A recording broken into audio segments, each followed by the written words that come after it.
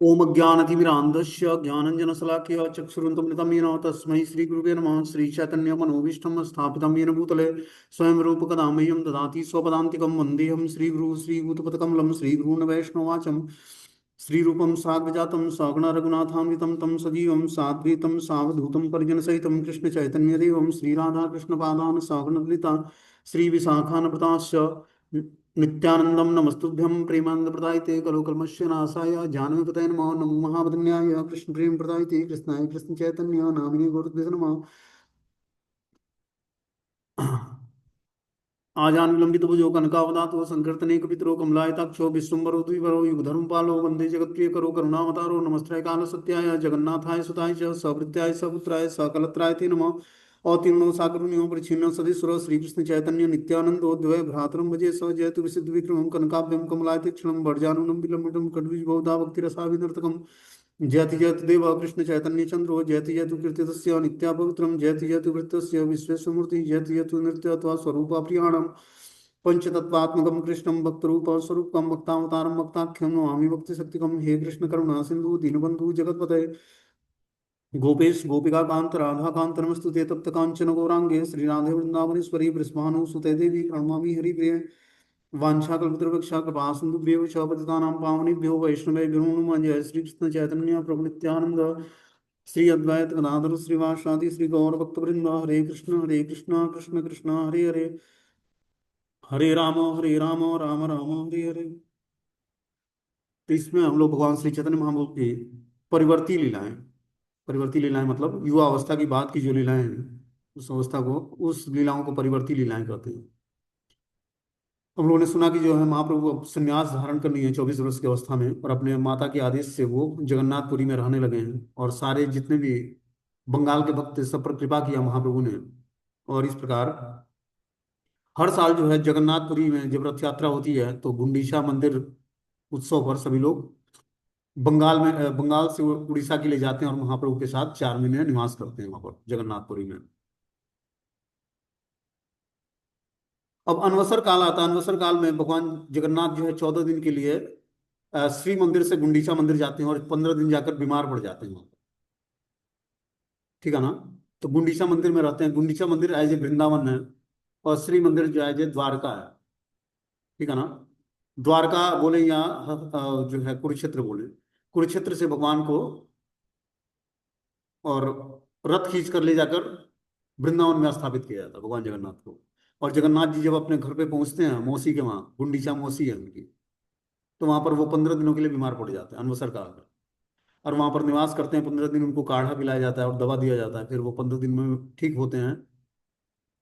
फिर वहां से फिर रथ यात्रा वापस होती है और फिर आकर श्री मंदिर में विराजमान होते हैं जगन्नाथ जी।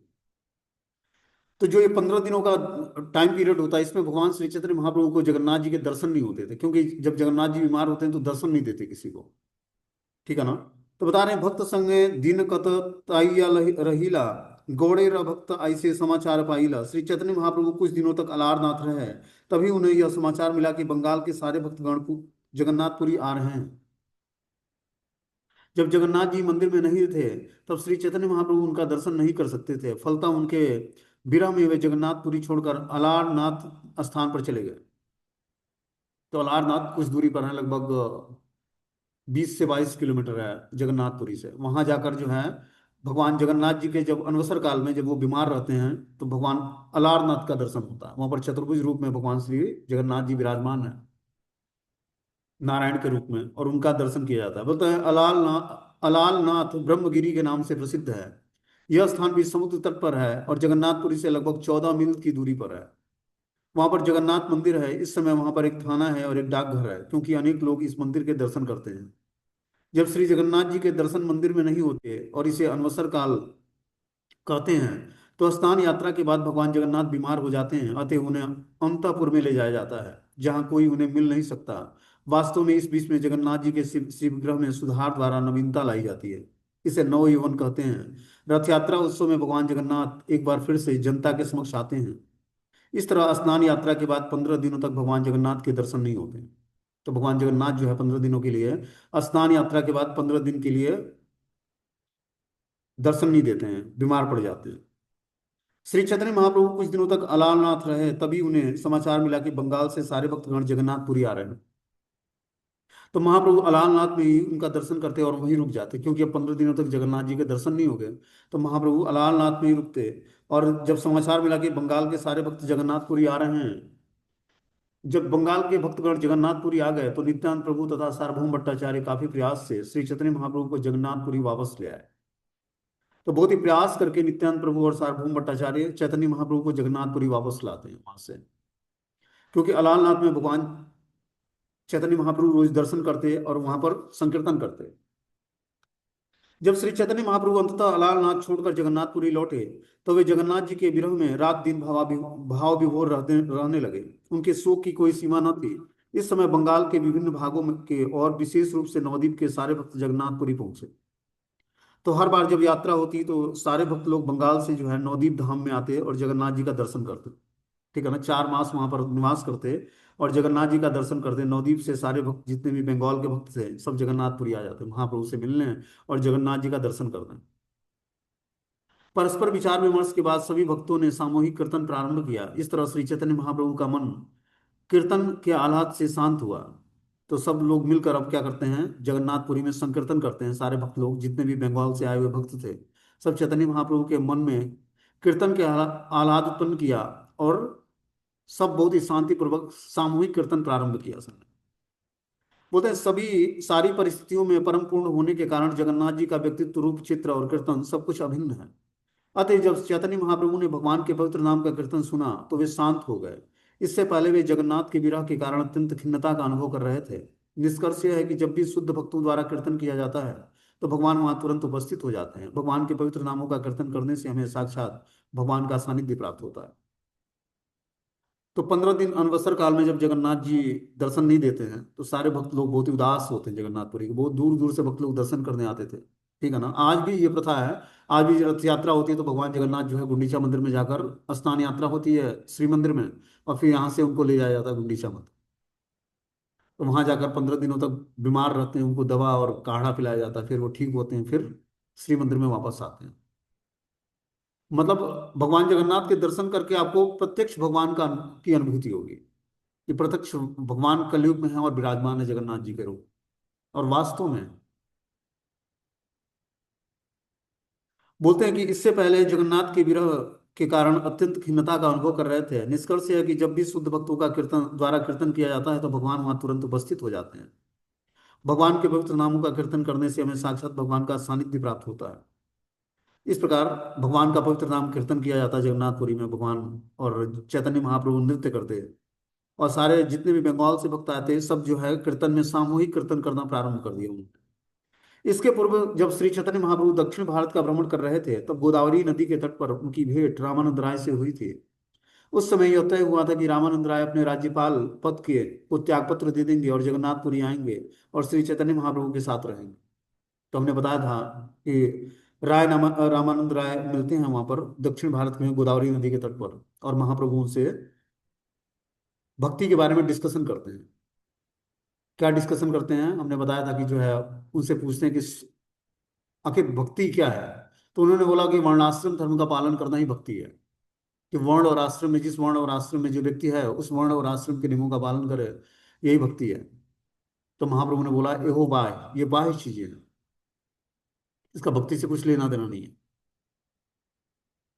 तो और आगे बताओ, और आगे बताओ, और आगे बताओ। तो अंत में उन्होंने बताया कि गोपियों की जो भक्ति है वो सर्वश्रेष्ठ भक्ति है।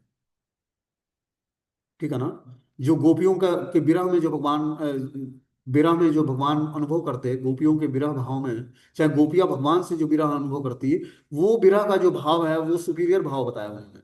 और महाप्रभु ने उसको स्वीकार किया कि जो गोपी भाव है, गोपी भाव में जो भगवान से विरह अनुभव होता है, जब भगवान लीलाओं से गायब हो जाते हैं, तो वो जो भाव होता है भगवान को प्राप्त करने की जो ईगरनेस होती है वो बहुत ही सुपीरियर भाव होता है। उसी भाव को प्राप्त करने के लिए भगवान श्री चैतन्य महाप्रभु ने अपनी आचरण से बताया कि कैसे उस भाव को हम प्राप्त कर सकते हैं। और अल्टीमेटली अपने संप्रदाय में जो गौड़ी वैष्णव संप्रदाय है, इसमें अल्टीमेटली उद्देश्य ही हमें भगवान के उस विरह भाव को प्राप्त करके और भगवान के भाव में हमेशा अपने को, अपनी कॉन्सियसनेस को स्थिर करना ही भगवान श्री चैतन्य महाप्रभु की शिक्षाएं हैं। एक होता है कि प्रेम संबंध जागृत होने पर आमने सामने भगवान के दर्शन होना, और एक हुआ कि प्रेम संबंध जागृत होने पर भगवान लीलाओं से लुप्त हो गए और अब उनकी खोज करना। तो उसमें और व्यक्ति की ईगरनेस बढ़ जाती है, कब भगवान मिलेंगे, कब मिलेंगे, कब मिलेंगे, तो और वो ईगरनेस मतलब और उसके अंदर प्रगाढ़ता आ जाती है भगवान को लेकर, और वो उनको मतलब एब्जॉर्ब हो जाता है उसमें अपने मन बुद्धि से। उस चीजों को भगवान श्री चैतन्य महाप्रभु ने बहुत ही सुपीरियर बताया रामानंद राय के माध्यम से। और रामानंद राय से बहुत ही प्रसन्न हुए महाप्रभु, उनको गले लगाया, और फिर उनको बोला कि आप राज्यपाल पद छोड़कर त्यागपत्र देकर जगन्नाथपुरी में आइए, और वहां पर हम लोग रहकर शास्त्रों को का डिस्कशन करें। इसलिए महाप्रभु ने रामानंद राय को आदेश दिया। श्री चैतन्य महाप्रभु के आदेश पर श्री रामानंद राय ने राज्य से छुट्टी मांगी और जगन्नाथपुरी आ गए। उनके वहां आने के बाद श्री चैतन्य महाप्रभु ने उनके साथ दिन रात कृष्ण और उनकी लीलाओं के विषय में बातें करते हुए प्रचुर आनंद प्राप्त किया। इस प्रकार महाप्रभु अब जो है रामानंद राय आ जाते हैं अपने वहां से छुट्टी लेकर, और जगन्नाथपुरी आकर भगवान श्री चैतन्य महाप्रभु के साथ दिन रात कृष्ण लीलाओं की चर्चा करते हैं, और दोनों ही बहुत ही प्रचुर आनंद प्राप्त करते हैं। देखो, वैष्णव का मिलन का मतलब है कि भगवान के बारे में ग्लोरीफाई करना, और कुछ दूसरा उद्देश्य नहीं है। भक्तों का मिलन होता है, जो हाईएस्ट कैटेगरी के उत्तम कोटि के भक्त हैं, तो क्या करते हैं, डिस्कशन करते हैं भगवान के बारे में। क्यों? क्योंकि उनकी चेतना भगवान में स्थिर होती है। तो जब हमारी चेतना भगवान में स्थिर होगी तो हमें और कुछ अच्छा ही नहीं लगेगा, भगवान के सब्जेक्ट के बारे में बातचीत करना। नाम रूप गुण लीलाओं की महिमा इतनी है कि व्यक्ति अगर जो गुणगान करने लगे तो कई घंटे मतलब दिन समाप्त हो जाएंगे, लेकिन गुणगान समाप्त नहीं होगा। अनंत भगवान जो है अनंत मुखों से भगवान श्री कृष्ण की लीलाओं का गुणगान करते हैं, और अनंत समय से कर रहे हैं, और वो लीलाएं समाप्त नहीं होती हैं।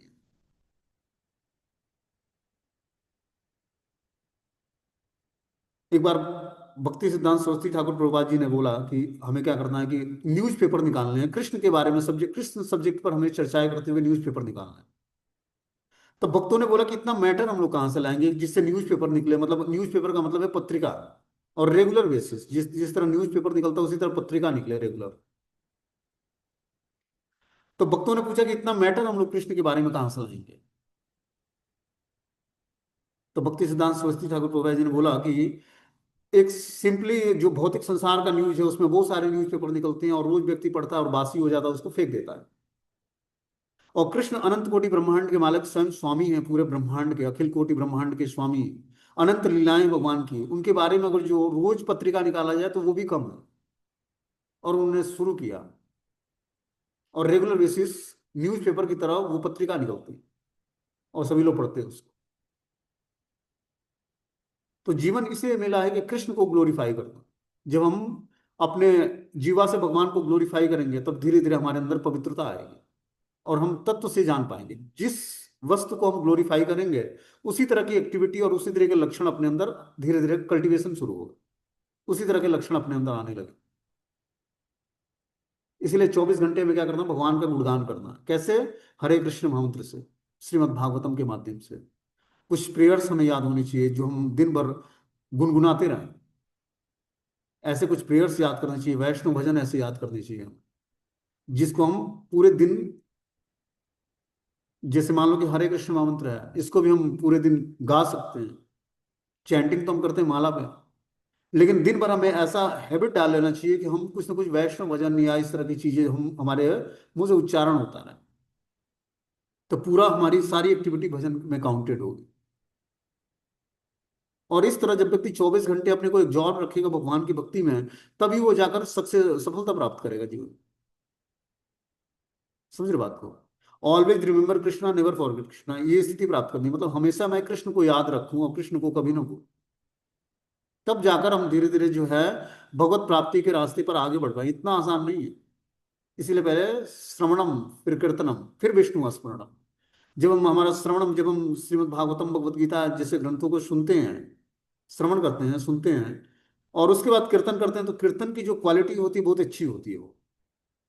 अगर जो हमारा श्रवण नहीं है, हम सुनते नहीं है, तो हमारा कीर्तन अच्छा नहीं होगा, मैकेनिकल होगा, कृत्रिम रूप से होगा।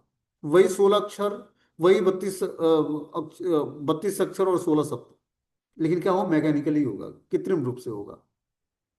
लेकिन अगर जो हम शास्त्र पढ़ते हैं सुनते हैं तो माला हम बहुत ही एग्जॉर्बेशन के साथ करेंगे, बहुत ही एग्जॉर्ब होंगे, मंत्र को सुनेंगे ध्यानपूर्वक और मंत्र जाप करेंगे। तो धीरे धीरे मंत्र का स्वभाव है कि हमें पहले गुरु प्रदान करता है। गुरु की तलाश नहीं करनी होती है, स्वाभाविक रूप से गुरु के पास हम खींचे हुए चले जाएंगे कि कौन से हमारे गुरु हैं। क्योंकि महामंत्र का स्वरूप ही है कि वो पहले रूप गोस्वामी ने बताया, गुरु चरण पादाश्रय गण। कैसे? हरे कृष्ण महामंत्र की सहायता से। जब हमने किसी शुद्ध भक्त के आदेश का पालन किया कि 4 नियमों का पालन करना है, 16 माला का जप करना है, तो ऑटोमेटिक इन नियमों का पालन करते हुए हमें निश्चित रूप से अब उनकी रिस्पॉन्सिबिलिटी बन जाती है, जिस आचार्य का को फॉलो करते हैं, कि एक हमें जागतिक गुरु हमें प्रदान करें जिसके माध्यम से हम आध्यात्मिक जीवन में प्रोग्रेस करें। और गुरु कोई साधारण व्यक्ति नहीं होता, गुरु तत्व स्वयं बलराम जी का ही स्वरूप। समझ रहे बात को? तो हमें अलग से खोज करने की जरूरत, हमें ध्यान पूर्वक महामंत्र का जाप करना है और हृदय से प्रार्थनाएं करनी है भगवान से कि आप हमें गुरु प्रदान करें। वो हमारे लिए परफेक्ट गुरु देंगे। जबरदस्ती किसी को कोई गुरु स्वीकार नहीं करना होता। स्वभाव है भगवान ये महामंत्र का कि पहला इसका लक्षण ही है कि आपको गुरु प्रदान करेगा। स्वयं में अपने आप में सफिशियंट है। आपको किसी से पूछने की जरूरत नहीं है कि हमें किस गुरु से दीक्षा लेना है, किससे शिक्षा लेना है। ऑटोमेटिक नेचर और स्वभाव के हिसाब से आपको सब कुछ मिलता जाएगा धीरे धीरे, बस आप ध्यान पूर्वक महामंत्र का जाप करो। मैं लगभग 7-8 साल पहले एक वैष्णव भक्त से मिला था, बहुत ही सीनियर थे। उन्होंने बस यही बात हमें बताया था कि आप ध्यान पूर्वक महामंत्र का जाप करो, सब कुछ मिल जाएगा। तो मुझे लगा कि ये हमें ना भटका रहे हैं, लेकिन आज लगता है कि वास्तव में उन्होंने सही बताया था कि आप महामंत्र का जाप करिए, धीरे धीरे इससे सब कुछ मिल जाएगा। और वास्तव में मिल जाएगा। इस बात का धीरे धीरे प्रैक्टिकली अनुभव आपको, पता नहीं उनकी वाणी सत्य हुई या वास्तव में होता है ऐसा, वास्तव में ही ऐसा होता है कि हरे कृष्ण मंत्र का स्वभाव ही ऐसा है कि ये सब कुछ प्रदान कर देगा। इसीलिए इसको महामंत्र बोला जाता है कि महान शक्ति है इसमें।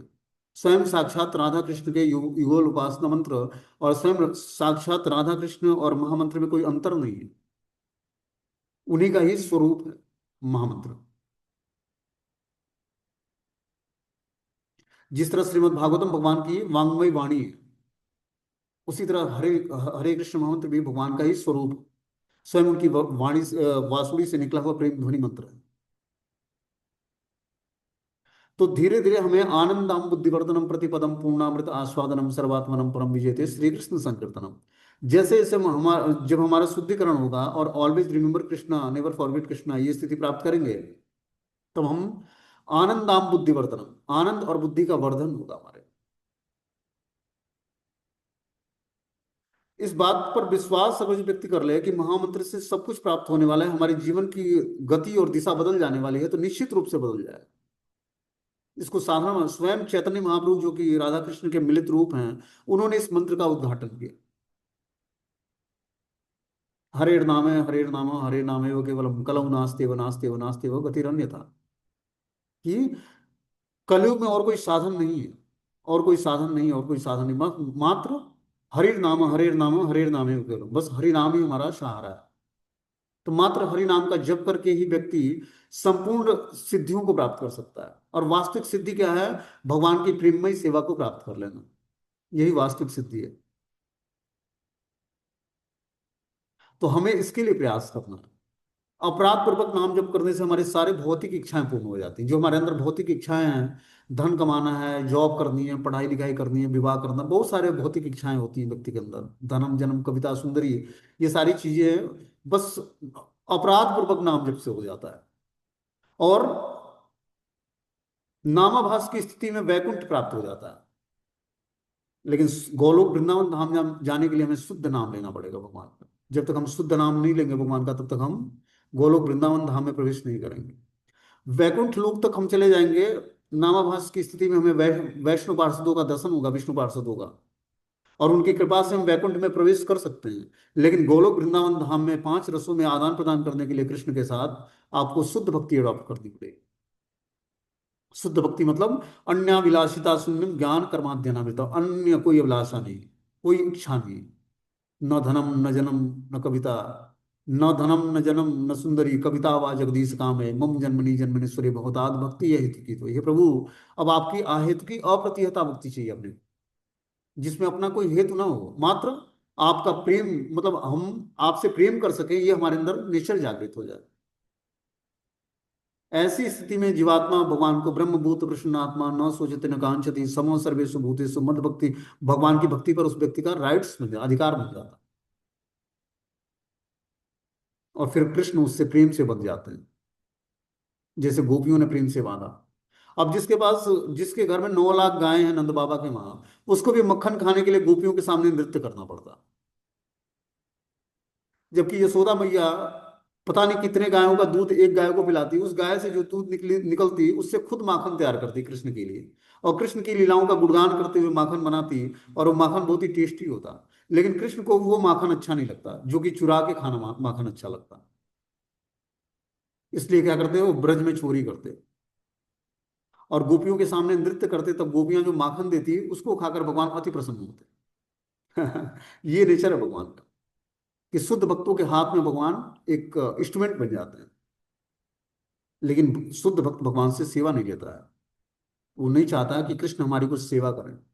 लेकिन भगवान का नेचर ऐसा नहीं कि भगवान अब हम भगवान है जी और हम आप हमारी सेवा करें, ऐसा नहीं है। भगवान भी भक्त की सेवा करना चाहते हैं। सेवा मतलब सेवा से ही प्रेम डेवलप होता है, बिना सेवा किए आदमी एक चाहे आप मनुष्य जीवन में देखो, व्यक्ति जिसकी भी सेवा करता है उससे धीरे धीरे प्रेम करने लगता, चाहे वो कुत्ते बिल्ली बंदर हो या मनुष्य, कोई जीव जंतु हो या पेड़ पौधे हो, चाहे जो भी हो। नॉर्मली एक पेड़ का व्यक्ति को जो रोज जल देता है, उसको उसके सामने दीपक जलाता है, वो बढ़ने लगता है प्रोग्रेस, तो उसको देख के प्रसन्नता होती है, उससे प्रेम होता है कि ये कहीं सूखे ना, इसमें कोई कीड़े ना लगे, बहुत ही प्रॉपर तरीके से उसका टेक केयर करता है। क्यों? सेवा करता है उसका।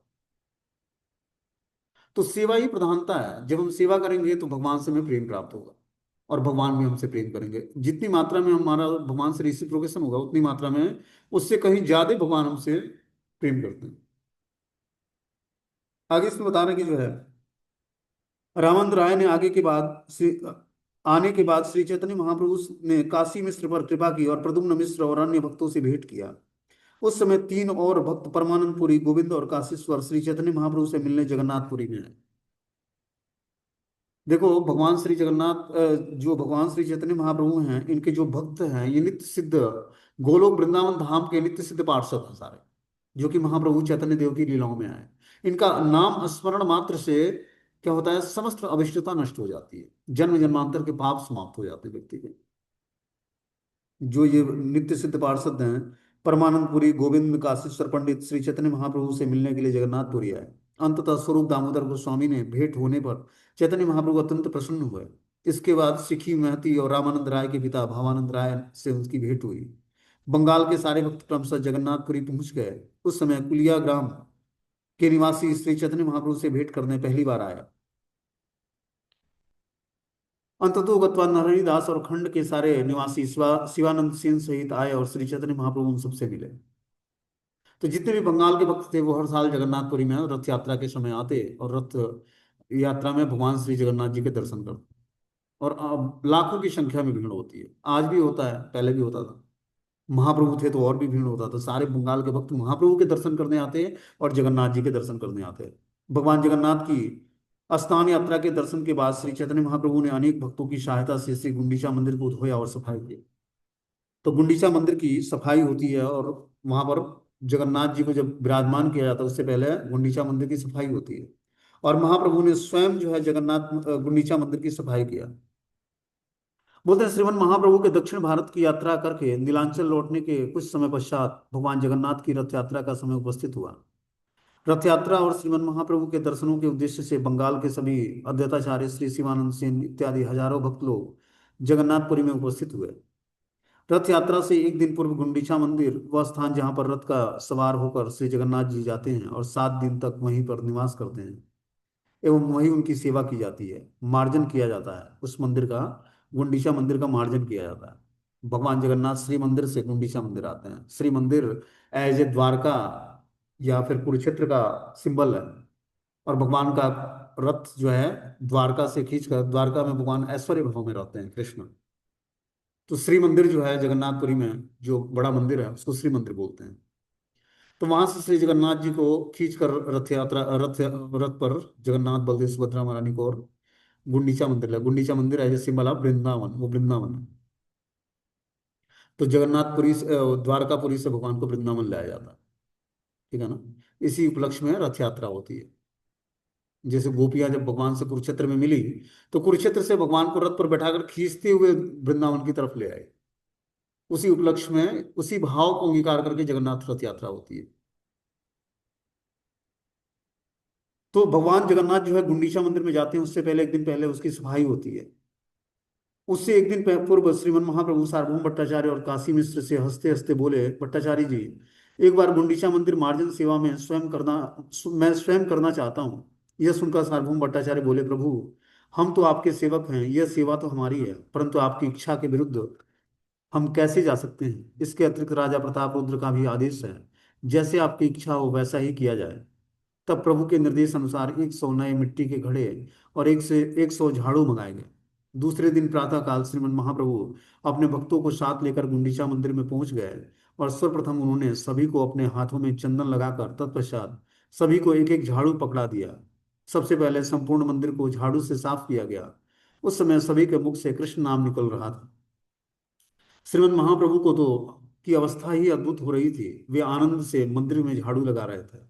उनके नेत्रों से अश्रुधारा प्रवाहित हो रही थी। जब झाड़ुओं के द्वारा घास फूस के तिनके और कंकड़ आदि साफ हो रहे थे, तब श्रीमन महाप्रभु ने आदेश दिया कि अब जल से मंदिर को धोया जाए, जिससे भूमि दीवार छतों पर चिपकी हुई धूल बह जाए। तो इस तरह से महाप्रभु ने मंदिर को ही सफाई किया। और एक विशेष उत्सव वहां मनाया जाता है, गुंडीचा मंदिर मार्जन उत्सव। उस दिन सभी भक्त लोग, गृहस्थ भक्त अपने घर में या मंदिरों में जाकर मंदिर की सफाई करते हैं, और मंदिर के जो डिवोटीज होते हैं वो मंदिर की सफाई करते हैं। तो उसी उपलक्ष्य में करते गुंडीचा मंदिर मार्जन के दिन सबसे पहले महाप्रभु ने स्वयं अपने हाथों में एक घड़ा जल लेकर सिंहासन को धोया। फिर सभी भक्त लोग मंदिर को धोने लगे। इस प्रकार संपूर्ण मंदिर को धोकर साफ सुथरा कर दिया गया, परंतु प्रभु का मन तभी भी नहीं भरा। अतः अंत में वे अपनी उत्तरी दुपट्टे से ही मंदिर को रगड़ रगड़ कर साफ करने लगे। इस प्रकार मंदिर साफ सुथरा और निर्मल हो गया। उस समय ऐसा लगने लगा जैसे साफ सुथरे और निर्मल मंदिर के रूप में प्रभु ने अपने हृदय को ही बाहर रख दिया है। तो गुंडीचा मंदिर मार्जन का मतलब क्या होता है कि मंदिर की सफाई करना, और स्वयं इंटरनल भी सफाई हो जाती है। इंटरनल सफाई मतलब अंतरंग रूप से भी व्यक्ति बहुत ही शुद्ध हो जाता है, जो वो मंदिर को बहुत ही हार्टली साफ करता है। ठीक है ना। क्योंकि मंदिर की सफाई का मतलब है कि हृदय का जो मंदिर है जिसमें राधा कृष्ण निवास करते हैं, उसकी भी सफाई हो जाती है जब हम प्रेम पूर्वक मंदिर की सफाई करते हैं। तो ऐसा नहीं, देखो मंदिर में कोई भी सेवा छोटी सेवा नहीं होती है। चाहे व्यक्ति झाड़ू लगाता हो या मंदिर का प्रेसिडेंट हो या फिर कीर्तन करता हो, जो भी जिस भी पोजीशन पर हो, लेकिन सेवा भगवान के मंदिर की सेवा है। हो सकता है कि बड़े पोस्ट पर व्यक्ति जो बैठा हुआ है उसको भगवान के दर्शन न हो, और एक शुद्ध भाव से झाड़ू लगाता हो उसको भगवान के दर्शन हो जाए। श्यामानंद प्रभु थे, वृंदावन में झाड़ू लगाते थे अपने गुरु के आदेश से, जीव गोस्वामी के आदेश से। उनको एक दिन राधा रानी के नुपुर मिल गए। अब सोचो, राधा रानी के नुपुर मिल जाना झाड़ू लगाते हुए कितना सौभाग्य की बात है। और उनको झाड़ू लगाते लगाते नुपुर मिल जाते हैं। फिर राधा रानी ने को जब वो कुंज में जाती है तो देखती है कि हमारे पैरों में नुपुर नहीं है। तो ललिता को भेजती है कि खोज क्या, कहाँ मिला, कहाँ गिरा है। तो ललिता आती है और श्यामानंद प्रभु झाड़ू लगा रहे होते हैं और उस नुपुर को देख रहे होते हैं। तो ललिता ने बोला कि हमारी सखी का है, आप हमें वापस कर दीजिए। नहीं नहीं, मैं आपको वापस नहीं, जिसका है आप उसको लेके आओ। तो स्वयं श्रीमती राधा रानी होती है। और इसकी पता नहीं, मुझे संपूर्ण रूप से याद नहीं है लीला क्या है। ये हम लोग जो तिलक धारण करते हैं, ये राधा रानी ने ही श्यामन प्रभु के सर पर पहली बार इस तरह से तिलक धारण कराया। उस नुपुर से कुछ ऐसा खींचा था कि ये तिलक ऊर्ध्वपुंड तिलक बन गया। तो क्या है, और यहाँ पर सोहनी सेवा मतलब झाड़ू लगाना वृंदावन में अपने आप में बहुत ही ऑस्पिशियस कार्य है। परिक्रमा मार्ग है, यमुना का घाट है, जहां मर्जी, जहां आप घर में भी झाड़ू लगा, वृंदावन के कुंजों में घर में झाड़ू लगाना भी कुंज में झाड़ू लगाना, ऐसा नहीं कि वो कोई साधारण कार्य है झाड़ू लगाना। वृंदावन के किसी भी कोने किनारे मंदिर या फिर परिवेश या घर में झाड़ू लगाना अपने आप में बहुत ही ऑस्पिस से बहुत तेज शुद्ध है। समस्त काम वासनाएं नष्ट हो जाती हैं। जिस काम वासनाओं को नष्ट करने के लिए व्यक्ति जन्म जन्मांतर भटकता रहता है, मात्र झाड़ू लगाने से सारी वासनाएं नष्ट हो जाएंगी। इतना पवित्र कार्य है।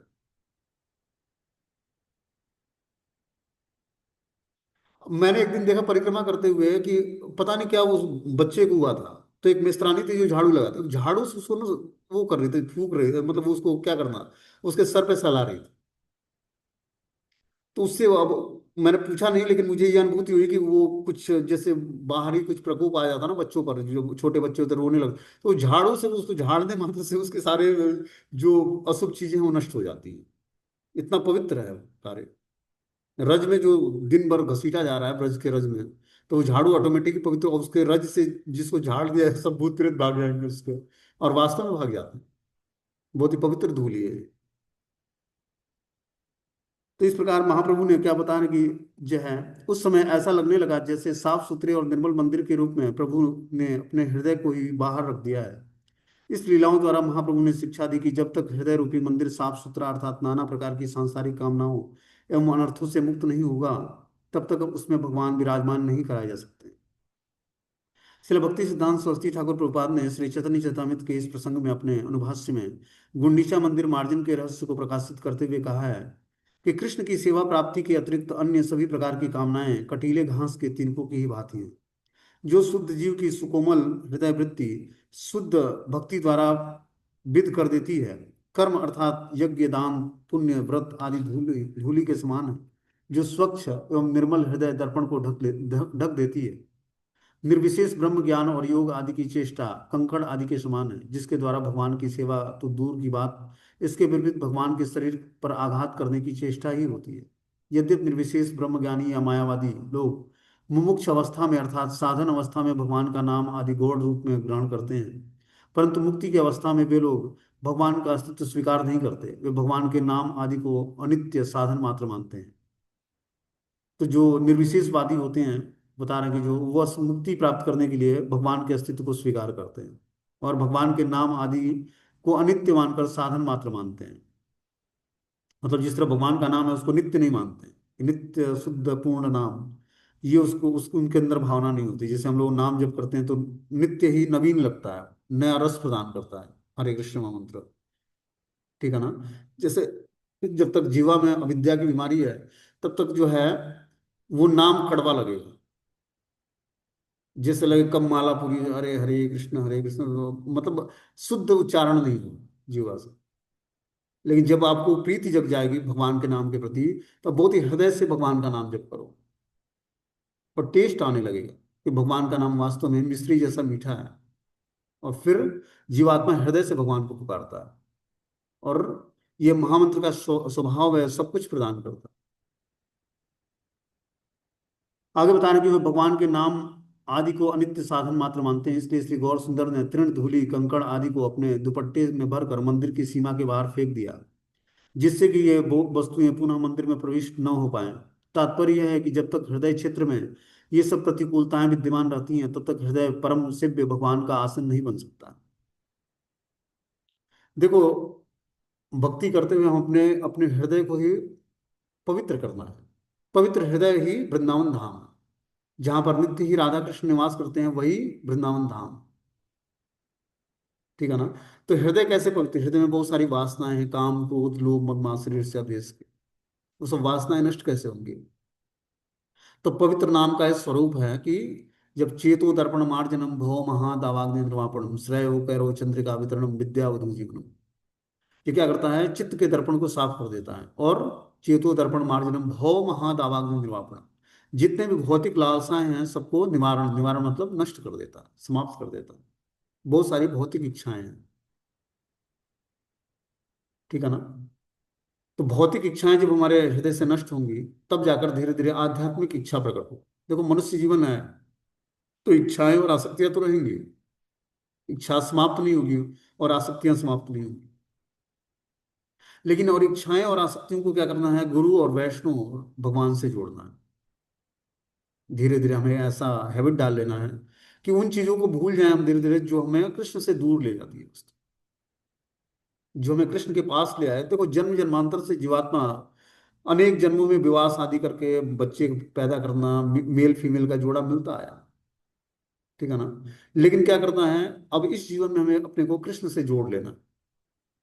जो भी भगवान ने फैसिलिटी दिया, पारिवारिक जीवन दिया, चाहे बैचलर्स जीवन दिया, उसका उद्देश्य क्या है? कृष्ण को तत्व से जान लेना।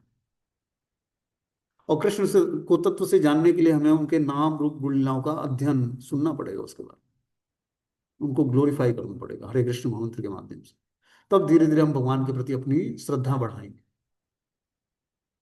तो हमें निश्चित रूप से शास्त्रों को पढ़ना चाहिए, कुछ टाइम निकालकर शास्त्र पढ़ें। कुछ नहीं है तो कृष्णा बुक हो, जिसमें भगवान की लीला दिए हुए वृंदावन से लेकर द्वारका तक की लीला है, उस लीलाओं का स्मरण करें।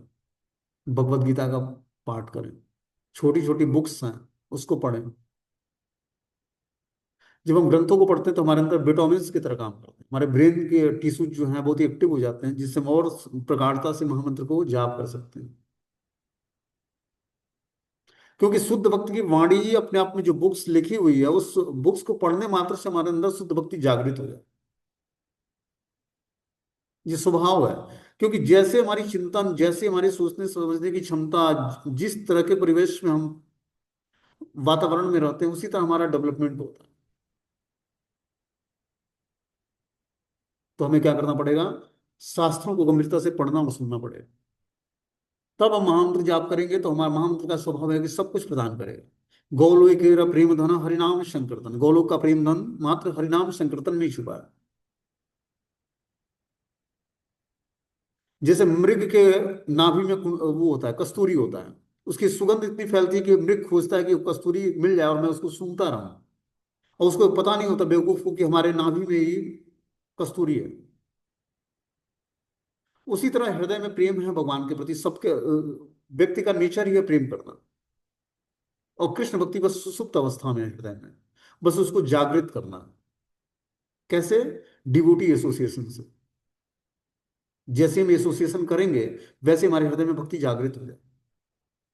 ये एक वो होता है ना, जैसे इन्फेक्शन वाली बीमारी, एक दूसरे को सर्दी है तो हमें भी हो जाएगी पास बैठने से।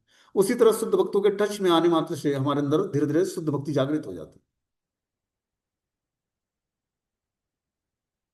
तो हमें क्या करना पड़ेगा? एसोसिएशन करना पड़ेगा। एसोसिएशन कैसे करते हैं? बपू और वाणी, दो तरीके से हम भक्तों का एसोसिएशन करते हैं।